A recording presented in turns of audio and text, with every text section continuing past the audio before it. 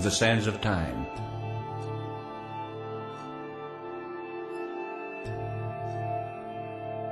The Lord took me to a place, and I saw the great prophets of the Bible. I saw Elijah, Elisha. I saw all the prophets of the Old Testament. I saw the Apostle John, the martyrs, and they had all been told of the Lord to stick their hands into the sands of time. As I watched them, they would pick up a shoebox. One of them was the Apostle Paul. And he brought this shoebox up and he said, "It's my time." The Apostle Paul believed what's going to happen now was going to happen in his time. And he opened the shoebox and it was empty. And so another prophet come behind him. And the Lord says, "Stick your hands in the sand of time." Every prophet have all believed it was going to take place in their time. And it did to a measure, because all the wisdom that's down here now come through these men. And each one of them added something to the sands of time.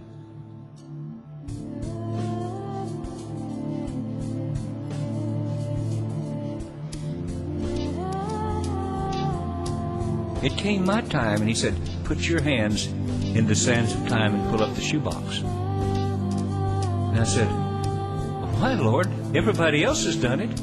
And they were empty shoeboxes. And he said, "Do as I've told you."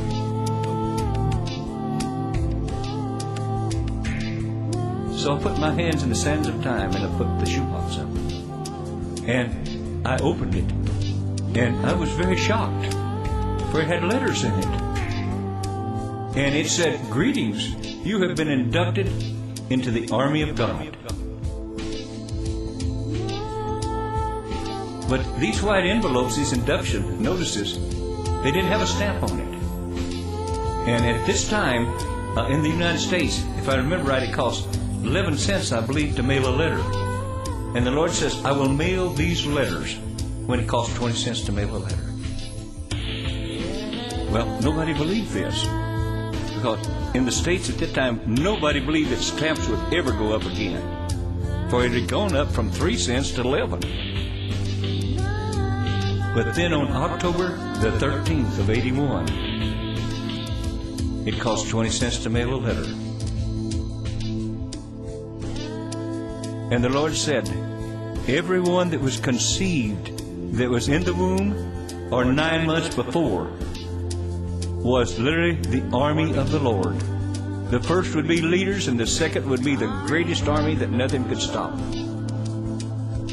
And when they reach the age of maturity, I'm going to begin to release them in power. They're an army that is my army, and they cannot be stopped. I will arm them out of my armory in heaven. There's no gift that I will deny them. They will literally pull down the warehouse of God, and they'll have no fear of the enemy whatsoever. These are the ones that will glorify me beyond anything that's ever been. For they are mine. They'll represent me in my holiness, in my compassion.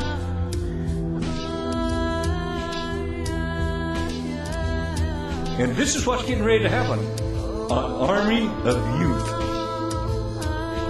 that isn't afraid to die for Christ. When you're not afraid to die, Satan has no control over you at all.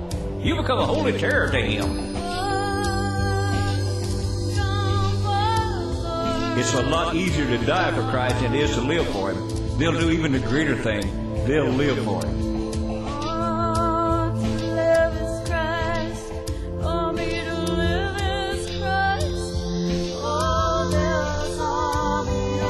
They're an army that is my army, and they cannot be stopped. I will arm them out of my armory in heaven. There's no gift that I will deny them. They will pull down the warehouse of God, and they'll have no fear of the enemy whatsoever.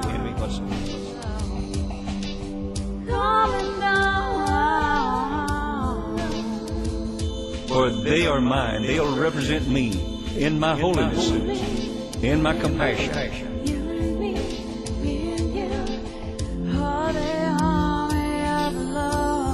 And this is what's getting ready to happen. An army of youth that isn't afraid to die for Christ. When you're not afraid to die, Satan has no control over you at all. You become a holy terror to him. Holy terror. Dangerous people.